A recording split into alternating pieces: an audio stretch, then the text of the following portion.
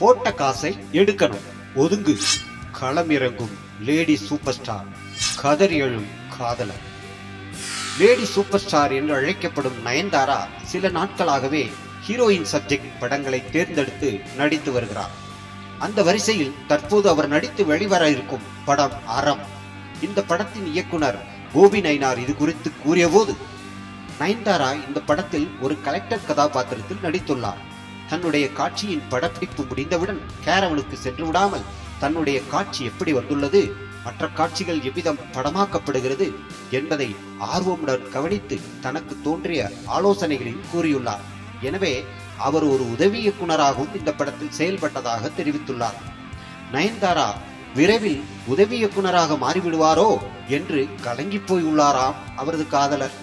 காரணம், இதுவரை சேர்த்த காசெல்லாம் கரைந்து போகாம இருக்கணும்னா தானே படத்தை இயக்கணும் என்று முடிவெடுத்து விட்டதாக அவருக்கு நெருங்கிய வட்டாரங்கள் கூறுகின்றன. எது உண்மையோ கடவுளுக்கே வெளிச்சம். ஆனால் காதலர் பாவம் பாருங்கள்.